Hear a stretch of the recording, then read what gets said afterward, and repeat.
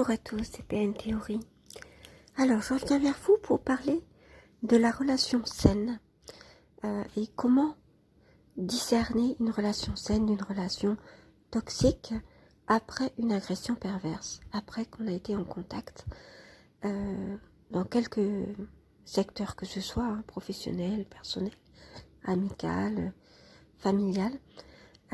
Comment est-ce qu'on peut reconnaître, parce que généralement on perd confiance en soi, et on a l'impression qu'on ne sait plus qui est qui et qu'on ne sait plus discerner ce qui est sain pour nous de ce qui est toxique. Donc j'essaie de montrer un petit peu ce qui se passe après une agression perverse, lorsque la situation change et qu'on est en train de découvrir d'autres personnes, d'autres relations. Alors je montre justement qu'il y a nécessité de changer des choses en soi, parce que la relation, c'est deux personnes. Et donc il suffit pas seulement de tomber sur une bonne personne. Il faut aussi avoir d'abord changé en soi pour pouvoir être capable de se remettre en question et de se regarder, de pouvoir se définir, savoir qui on est pour être en relation avec la personne. Et puis il faut savoir aussi comment on fonctionne. Voilà, donc c'est ce que j'explique dans la vidéo. Je vous souhaite une très bonne écoute. À très bientôt pour une prochaine. Alors, comme il y a un petit décalage, je vais commencer comme ça. Donc, en fait, généralement, une relation saine, on se la définit par une relation dans laquelle on se sent bien. Qu'on se sent bien, etc. Donc, je dirais que le premier critère, c'est déjà de bien se sentir. Mais le problème, c'est qu'au début d'une relation, tout le monde se sent bien parce que il y a une sorte de passion, d'attrait pour la découverte, pour la nouveauté. C'est une nouvelle personne, un nouveau visage, un nouveau corps. Tout est nouveau, il y a plein de choses à se raconter. Donc, on va dire qu'on se sent bien. Pourquoi ? Parce qu'on n'est plus dans l'état de malaise dans lequel on était avant. Donc, comme on est soulagé et qu'on débute quelque chose de nouveau, et forcément qu'on plaît à la personne, que l'autre nous plaît, on se sent valorisé, donc on se sent bien. Mais il faut pouvoir faire la différence entre se sentir bien parce qu'on est valorisé, parce que c'est nouveau, etc., ou parce qu'on est bien dans la relation. Et ça, vous ne pourrez pas le savoir dès le premier jour, le premier week-end, ou il va falloir un certain temps. Faut bien 3 mois, on va dire à peu près, et tout dépend de la fréquence à laquelle vous vous voyez, pendant laquelle vous interagissez, parce qu'on peut aussi ne pas se voir, mais avoir des relations quand même par internet et par les réseaux sociaux et tout ça. Et la qualité des relations aussi. Mais en gros, je vais vous donner quand même les critères. Alors, ce que je vous conseille de faire, c'est de noter ces critères et de les garder dans un cahier, sur une feuille, et de refaire le test à certaines étapes de la relation. C'est-à-dire, vous le faites au moment de la rencontre et vous vous notez un petit peu comment vous vous sentez, etc., pour pouvoir vous observer. Ça peut être aussi un petit journal audio, que vous vous enregistrez sur votre téléphone. Et puis, vous vous enregistrez par rapport à ces critères, avec les critères sous les yeux. Vous faites la même chose, je ne sais pas moi, 1 mois plus tard, 3 mois plus tard, 6 mois plus tard, voilà. Et puis toujours, observez-vous dans la relation. Observez-vous en prenant du recul. Ça veut dire que essayez d'avoir des moments où vous ne voyez pas l'autre personne pour pouvoir vous observer dans cette relation. Comment vous réagissez ? Pas uniquement vous demander, mais est-ce que l'autre me manque ? Est-ce que l'autre me plaît vraiment ? Est-ce que je lui plais vraiment ? Est-ce que on communique bien ? Ok, d'accord, mais observez-vous, parce que n'oubliez pas, vous êtes une ex-victime, ou alors encore victime, de perversion, de manipulation perverse. Donc il y a tout un tas de choses qui ne sont pas terminées, qui vont revenir dans une autre relation, et justement, il faut pouvoir les voir à temps, pour ne pas casser les relations et puis les gâcher, et puis pour parce que vous-même, dans la relation, vous êtes partie prenante. C'est pas uniquement l'autre, la relation. Il suffit pas de trouver quelqu'un de sain en se disant, ben moi je suis saine, ou je suis sain, l'autre est sain, ou il est sain, tout va bien. Non, on peut tout gâcher en fait, de par notre passé, parce qu'on n'a pas, on s'observe pas. Alors le problème, c'est que quand la relation est en train de naître, on ne peut pas s'observer parce que souvent on n'y pense pas, on n'écrit pas forcément de journal, on s'observe pas, on travaille pas sur soi. Donc on n'est que dans la relation, le nez dans le guidon. On est forcément heureux, parce que généralement les relations quand même sont heureuses, sinon on les arrête. Mais on ne sait pas dire exactement pourquoi, on ne sait pas en parler parce qu'on est subjugué, on est dans l'attrait du début. Donc moi je vous propose, faites un journal, un cahier ou un petit journal et vous enregistrez pour vous dire comment vous vous sentez, par exemple, après avoir vu la personne, euh, par exemple, ou vous le faites régulièrement, toutes les semaines, tous les mois. C'est vous qui décidez de ça, mais c'est votre petit jardin secret qui va être très utile. C'est pas seulement quelque chose comme ça pour s'amuser. Un petit journal, c'est un journal de travail sur soi. Donc, travaillez sur vous pour cette relation. Alors, voilà les 6 critères. Premier critère, très important, critère de la sécurité. Est-ce que vous avez peur quand vous êtes avec la personne? Est-ce que vous avez peur de ce que la personne vous a dit, de ce qu'elle a fait, ce qu'elle a dit, ce qu'elle a été dans le passé? Voilà. Est-ce qu'il y a une peur qui fait que vous vous sentez en insécurité parce que la personne vous fait faire des choses dangereuses, ne s'occupe pas de vous à un moment où justement vous découvrez quelque chose, vous allez par exemple ensemble dans un endroit et vous ne connaissez pas, vous allez skier, je sais pas, je dis n'importe quoi, vous savez pas skier et puis elle vous laisse ou il vous laisse longtemps seul dans la neige sans repère alors que vous ne savez pas comment faire. Ben ça c'est un critère d'insécurité. Deuxièmement, le respect, mais le respect mutuel. C'est-à-dire qu'il va falloir aussi, pas seulement regarder si l'autre vous respecte, évidemment, est-ce que l'autre vous respecte? C'est-à-dire, est-ce qu'elle respecte votre temps? Est-ce qu'elle respecte votre intimité, votre besoin d'intimité? Par exemple, le fait que vous soyez peut-être pas prête à lui présenter vos enfants ou à la faire venir chez vous, ou le faire venir chez vous, ou à lui dire certaines choses, à tout dire, euh, que vous prenez votre temps. Voilà, ça c'est le respect. Le respect, par exemple, comment est-ce qu'elle vous traite, comment elle se comporte ou il se comporte avec vous. C'est pas une parade, c'est pas une parodie le respect. C'est-à-dire faire croire en disant monsieur, madame, ou en disant vous, ou en étant dans une extrême politesse abusive, on va dire, mais qui n'est pas authentique. Le respect, c'est au contraire respecter l'autre dans son temps, s'excuser si on a dit quelque chose qu'il fallait pas, ne pas vouloir prendre tout le temps de la personne, la respecter dans son intimité, dans sa personnalité, ne pas se voir être moqué de parce qu'on est comme ci ou comme ça, ou alors une petite moquerie comme ça, mais qui avec une excuse après, où on voit que la personne vraiment elle cherche à ne pas vous blesser.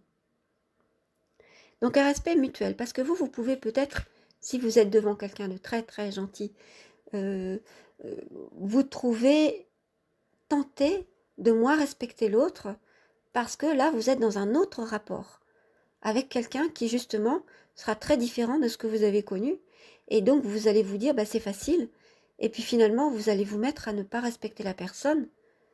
Donc observez-vous honnêtement. Est-ce que vous respectez vous aussi cette personne? Si effectivement elle le mérite, parce qu'elle vous respecte, sinon c'est pas la peine de continuer la relation. Donc le deuxième, c'est le respect mutuel, voire même la valorisation. Alors ça, c'est quelque chose qui est fait peut-être au début, et puis que vous pouvez aussi observer au début, au tout début, et puis ensuite, après un certain temps, c'est-à-dire après 3 à 6 mois environ. Est-ce que l'autre vous valorise? Est-ce que l'autre vous encourage à faire quelque chose qui va aller dans le bon sens, c'est-à-dire pas vous mettre la pression pour que vous soyez excellent, et puis finalement, vous n'en pouvez plus, vous n'arrivez pas à vous donner des objectifs, en fait, que vous savez que vous ne pouvez pas atteindre, que vous n'avez pas atteindre, pardon, ou que vous ne voulez pas atteindre, vous voyez, ça c'est autre chose, ça c'est de la pression. Non, c'est une valorisation, c'est-à-dire, l'autre a envie de vous valoriser, que ce soit aux yeux des autres, ou à vos yeux à vous, et ça veut dire généralement que l'autre vous voit avec un autre regard que vous-même. L'autre, il vous voit peut-être avec les yeux de l'amour.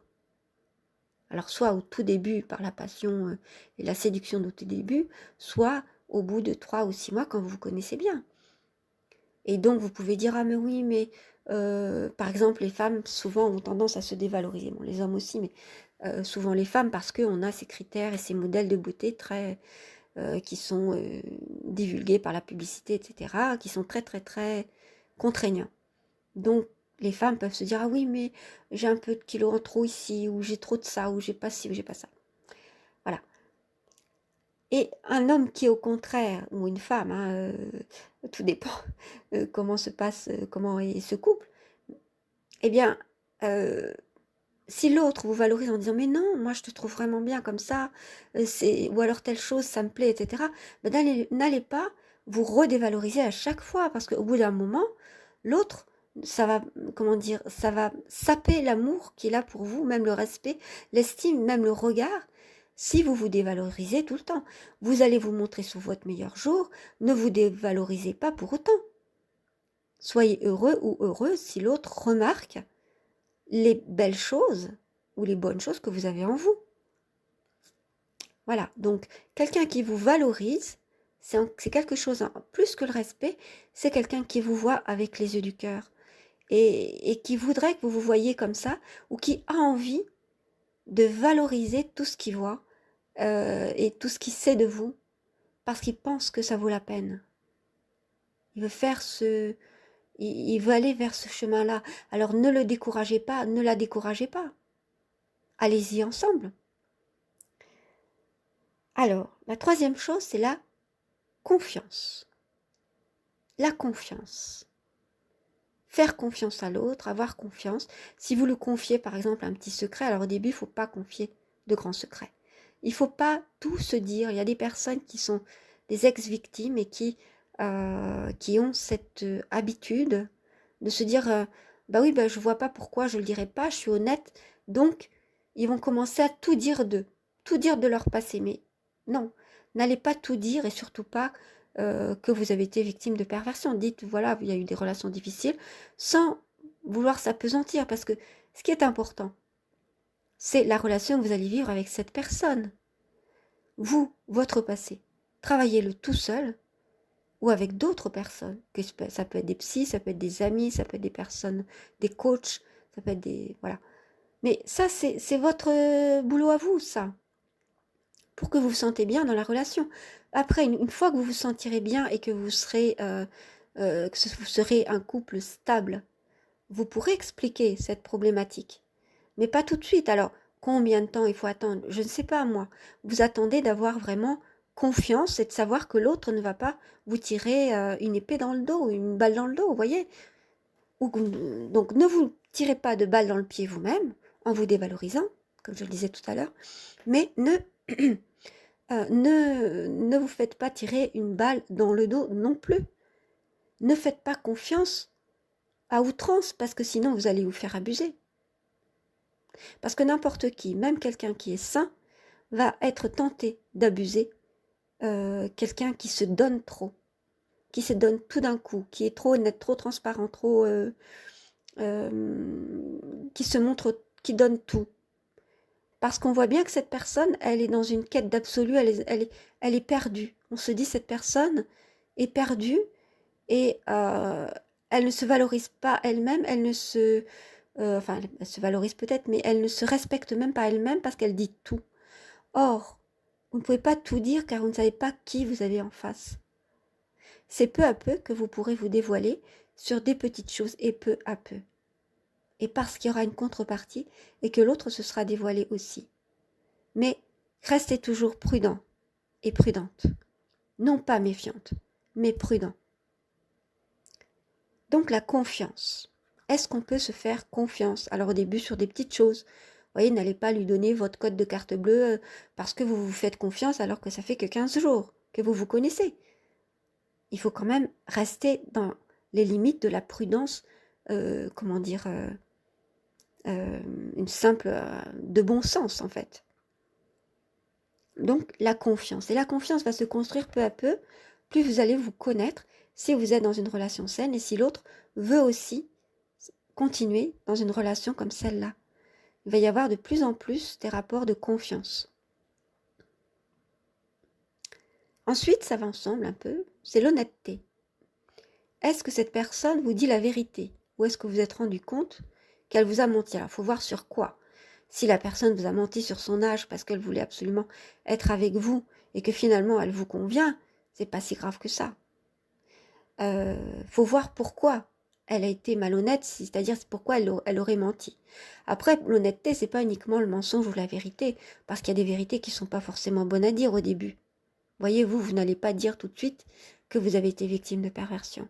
Donc on pourrait vous dire c'est de la malhonnêteté, mais ça n'en est pas. Parce qu'en fait, c'était pour vous protéger, c'était uniquement de la prudence, de bon sens. La malhonnêteté, c'est quand on sait parfaitement qu'on dit un mensonge et c'est dans le but de tromper l'autre. La malhonnêteté, c'est quand on trompe l'autre. Donc, est-ce que l'autre vous trompe carrément, c'est-à-dire en étant infidèle? Est-ce qu'il vous trompe par rapport à vous disant qu'il ou elle est célibataire alors qu'il ou elle est marié ou qu'il ou elle vit avec quelqu'un ou il ou elle a déjà une autre relation? C'est malhonnête. Est-ce qu'il ne vous dit pas qu'il a des enfants alors qu'il en a ou qu'elle en a? Bon, bref, ce genre de choses. Après, quelqu'un peut cacher quelque chose, par exemple, quelqu'un peut être allé en hôpital psychiatrique ou avoir fait un petit séjour en prison ou avoir été jugé en justice. Mais si c'était pour des choses mineures, finalement, la personne va vous le dire une fois qu'elle vous connaîtra au bout d'un certain temps, parce qu'elle aura confiance en vous et vous expliquera pourquoi. Et après, ce sera à vous de voir si vous voulez ou pas continuer la relation. Là, c'est pas la malhonnêteté, c'est juste qu'elle attendait, cette personne, d'avoir la confiance suffisante. Mais effectivement, il faut faire quand même attention et être sûr au moment. C'est-à-dire, c'est à vous de voir le moment. Le curseur peut changer, hein, ça peut être au bout d'un mois, ça peut être au bout de 3 mois, au bout de 6 mois. Généralement, quand même, dans la durée, il faut quelque chose qui s'inscrive dans la durée. Donc, il faut être patient. Ne voulez pas tout de suite, avoir une confiance tout de suite. Ne vous emballez pas non plus en vous disant « j'ai trouvé la bonne personne ». Ou alors c'est la passion, donc c'est exactement une relation saine, c'est forcément, sinon on ne serait pas passionné comme ça. Non, ne croyez pas à des fausses évidences comme ça et allez-y doucement. Le temps joue pour vous. Voilà. Donc restez sur des points de suspension, je dirais. C'est-à-dire que, ben voilà, une soirée se passe bien, etc. Bon, ben, attendez de voir la personne le lendemain, le surlendemain, attendez une semaine, un mois, etc. Je sais qu'actuellement, on est dans des relations très courtes, qui se font très vite, et puis où on passe très vite à l'acte, mais on ne peut pas faire confiance sur des relations comme ça. Moi, ce que je vous conseille, c'est de ne pas passer à l'acte tout de suite, de connaître la personne, et si elle veut vraiment aller doucement comme vous, ça se passera bien. Voilà ce que je vous conseille. Donc l'honnêteté.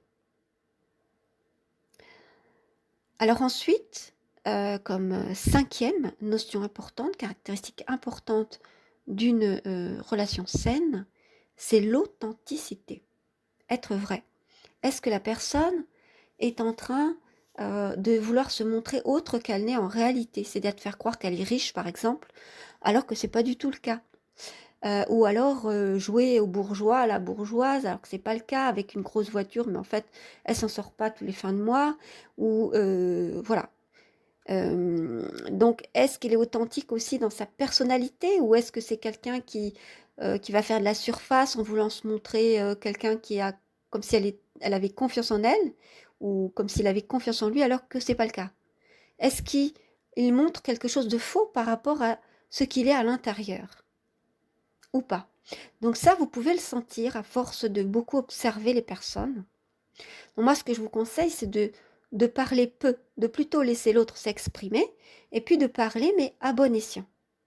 Et de faire attention aux personnes qui parlent énormément.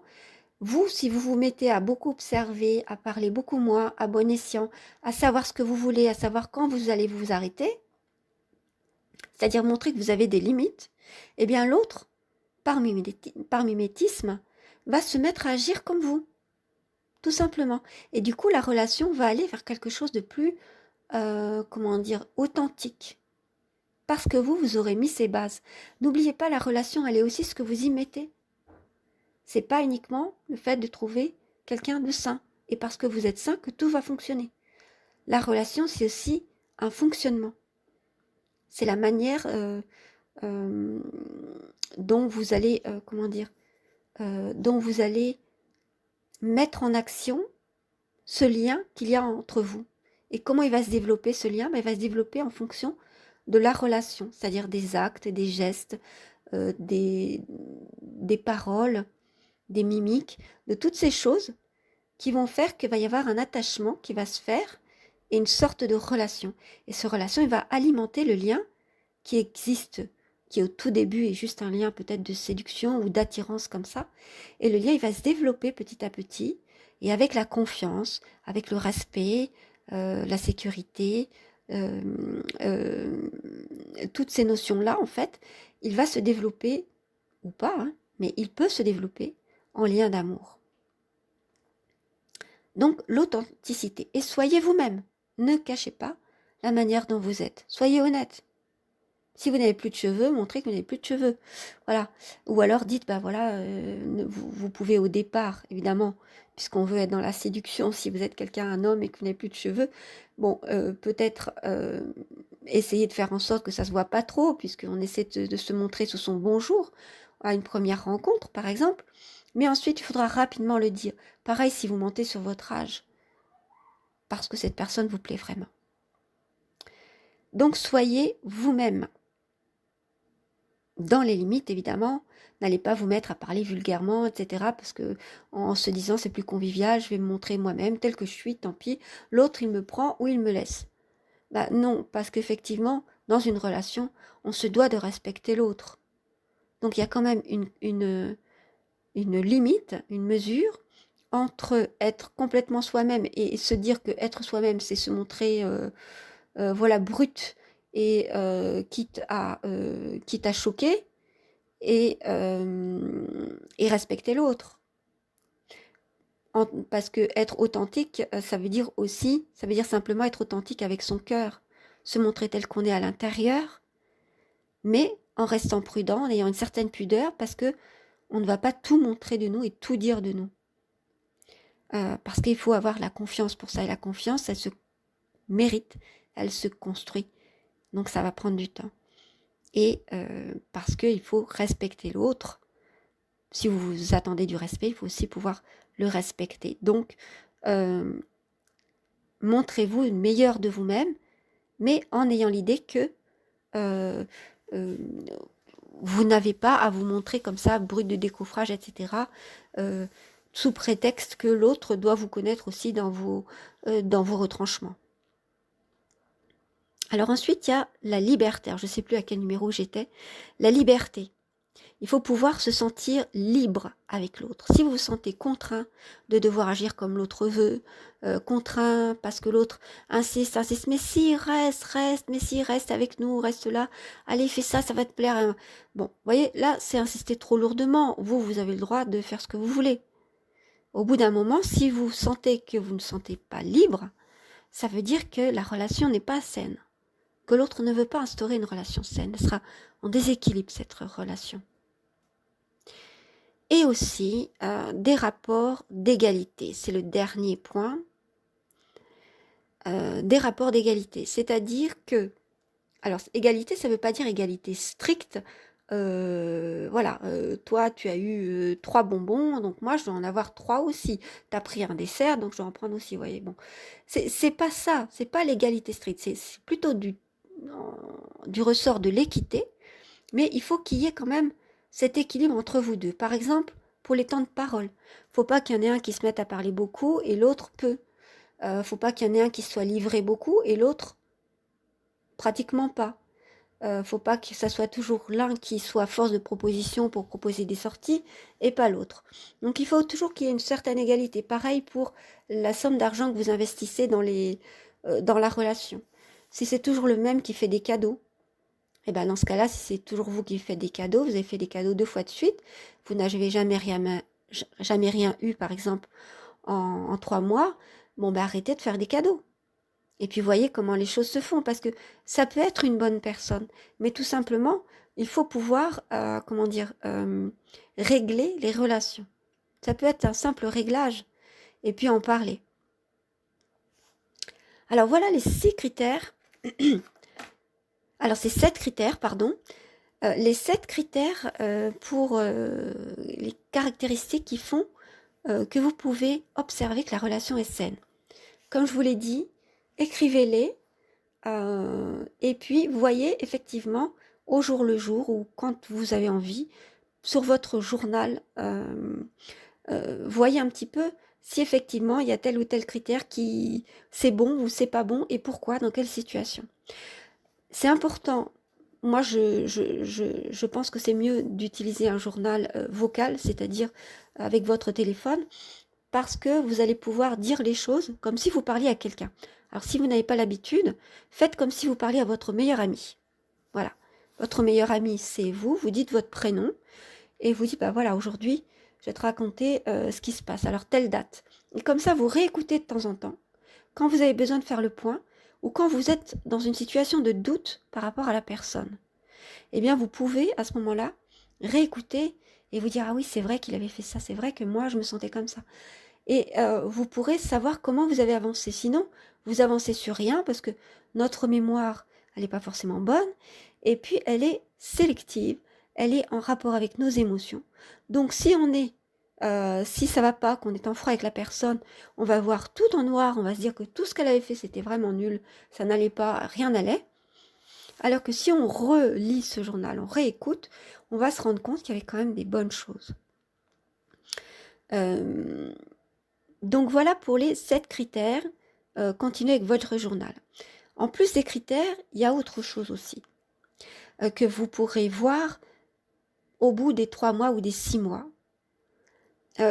C'est comment vous arrivez à communiquer. Est-ce que la communication est facile entre vous ou pas?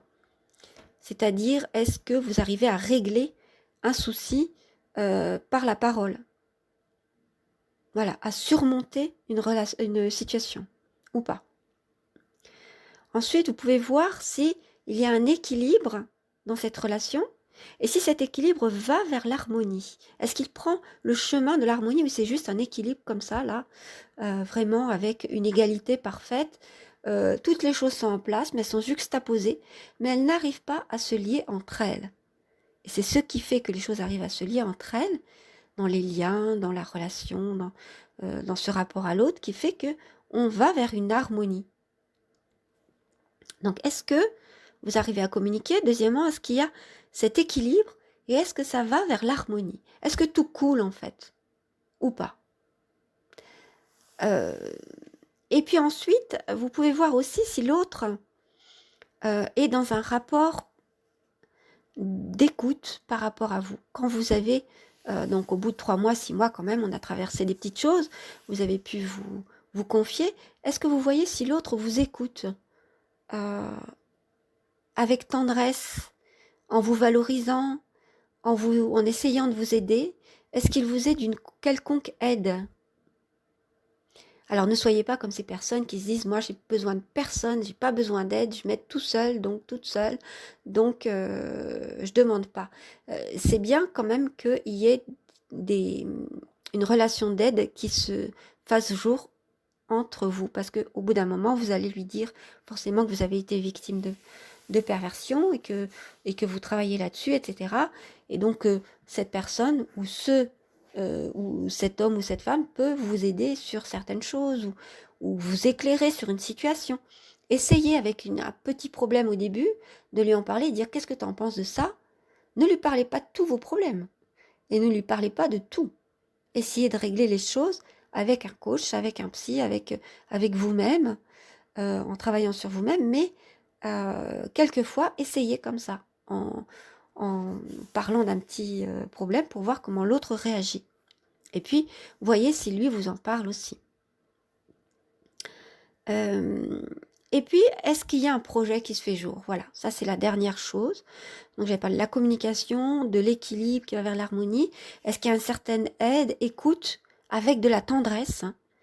Voilà, parce qu'attention, parce que l'écoute peut être une écoute tout simplement objective, comme un thérapeute ou comme un coach, etc.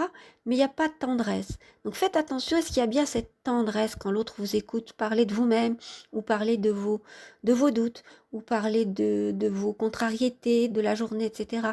Est-ce qu'il y a une tendresse pour ça? Ou si vous êtes fatigué, dans les états où vous avez besoin d'aide. Parce que ça, c'est très important. C'est ce qui va faire le ferment de la relation future. Si l'autre ne sait pas vous aider, si l'autre vous considère mal parce que vous êtes fatigué, parce que vous avez un problème, comment voulez-vous que la relation continue de manière saine? Vous allez forcément vous sentir mal. L'autre, et nous sommes pour l'autre aussi, dans une relation amoureuse, nous sommes une aide, un support pour le bien-être physique. Quand l'autre est fatigué, par exemple, si on veut lui faire un massage, ou alors s'il a besoin de déballer quelque chose qui s'est passé au boulot, attention, nous ne sommes pas des poubelles émotionnelles non plus. On n'est pas là pour écouter. Si l'autre est vraiment très énervé, il faut plutôt aller lui demander d'aller courir, faire le pâté de maison, ou d'aller se défouler au sport, ou de trouver un moyen lui-même, parce que nous ne sommes pas là pour servir d'éponge émotionnelle et de poubelle émotionnelle ou au nerf de notre conjoint ou de notre conjointe. D'accord? Mais il faut qu'il y ait une certaine tendresse. Donc vous aussi, est-ce que vous sentez de la tendresse quand l'autre a besoin d'aide? Ça, c'est important aussi. Et enfin, comme je vous l'ai dit, il y a peut-être cette notion de projet qui émerge généralement au bout de 6 mois, disons. 6 mois ou 1 an, peut-être, un projet sur l'avenir. Attention, il ne faut pas qu'il arrive trop vite ce projet. Vous pouvez peut-être l'avoir en tête. Attention de ne pas mettre la charrue avant les bœufs, ne pas faire peur à l'autre. D'en parler quand vous êtes prêts tous les deux. Voilà, est-ce que vous avez envie de vous engager? Est-ce que lui a envie de s'engager ou elle a envie de s'engager? Et dans ce cas-là, voilà, est-ce qu'il y a une notion de projet qui émerge et qui fait que on se projette dans l'avenir? Voilà, ça peut être, alors c'est pas forcément au bout de 6 mois, mais au bout de 6 mois, quelquefois, dans une relation simple, ça commence à émerger. On se dit qu'on aimerait être avec l'autre, on aimerait présenter les enfants ou la famille de l'autre. Ne présentez pas les enfants très rapidement ou la famille si rapidement que ça. La famille, ça va prendre plus de temps. Les enfants peut-être un peu avant, mais attendez d'être sûr. Moi, je pense qu'il faut vraiment plusieurs mois. Ça apprend la patience. Et c'est vrai qu'on est dans une époque où justement personne n'a la patience. C'est comme si on était mu par une urgence comme ça, de vouloir tout faire très vite et se rend compte après que c'était pas du solide. Donc apprenez la patience, avancez pas à pas. Euh, Donnez-vous le temps de vous ajuster, ne vous dites pas ah, il y a ça qui va pas, ce critère, ça je pourrais pas supporter. Tant pis, je romps. J'arrête la relation parce que ça je supporte pas. Dans ce cas-là, c'est quelque chose qui vous plaît pas, faites votre journal, analysez-vous, analysez la situation, analysez, je veux dire vos sentiments, analysez la situation. Est-ce que c'est pas quelque chose en rapport avec vos peurs, etc. Qu'est-ce que vous voulez? Est-ce que ça peut être corrigé? Parce que vous savez, l'autre personne est aussi en train de s'ajuster. Une vraie rencontre, c'est le changement, le bouleversement, la transformation des deux. Donc ça veut dire que la personne, peut-être qu'elle est comme ça au jour d'aujourd'hui, parce qu'elle vous a rencontré, elle est comme ça, ça fait 1 semaine que vous l'avez rencontrée ou 1 mois, mais en fait elle va peut-être changer à votre contact. Elle va peut-être avoir envie de changer. Il y a une dynamique qui se crée dans une relation. Donc laissez-lui une chance. Ça peut fonctionner. Mais ne soyez pas dupe si vous tombez devant une personne qui est extrêmement toxique ou que la relation devient toxique parce que l'autre se montre dépendant, jaloux, contrôlant, ou en concurrence, en rapport de force tout le temps avec vous. Ça peut être sur les diplômes, ça peut être sur le fait de vouloir avoir raison, sur des choses comme ça. Alors après, il y a une chose importante dont je n'ai pas parlé, qui est le fonctionnement général de tous les jours. La compatibilité d'humeur, disons, et le fait de savoir vivre et savoir fonctionner ensemble. Essayez de voir si vous passez des week-ends ensemble ou des moitiés de semaine ensemble, des moments plus ou moins longs. Alors ne restez pas longtemps ensemble tout de suite et voyez comment vous fonctionnez, comment ça se passe le matin. Il y a des personnes qui ne sont pas du matin, qui supportent rien, ou comment ça se passe dans un week-end qui n'est pas romantique, dans un week-end normal en fait, où tout le monde reprend sa façon de vivre quand il est dans sa façon de vivre. Alors ce qui est bien aussi, c'est qu'au bout d'un certain temps, de voir les amis ou de l'autre homme ou de l'autre femme, de ce nouvel homme ou de cette nouvelle femme. Vous voyez ses amis, parce que la façon dont il ou dont elle se comporte avec ses amis va beaucoup vous renseigner, parce qu'il va se lâcher. Et puis parce que les amis le connaissent, donc ils vont le faire évidemment parler avec lui comme si vous n'étiez pas là en fait. Donc là, vous allez le voir dans sa vérité, ou la voir dans sa vérité. Donc ça, c'est un autre conseil aussi. Donc faites-vous ces fiches, c'est ce que je vous conseille. Cette vidéo va être terminée, cette émission très longue. Je vous dis à très bientôt pour une prochaine. Je parlerai de la relation malsaine. Comment est-ce qu'on se rend compte qu'une relation est malsaine, toxique, pas forcément perverse, mais en tout cas toxique.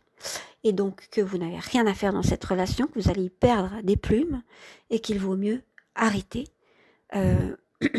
Surtout s'il y a plusieurs critères. Donc vous verrez, il y a 12 critères à une relation malsaine. À très bientôt, prenez soin de vous.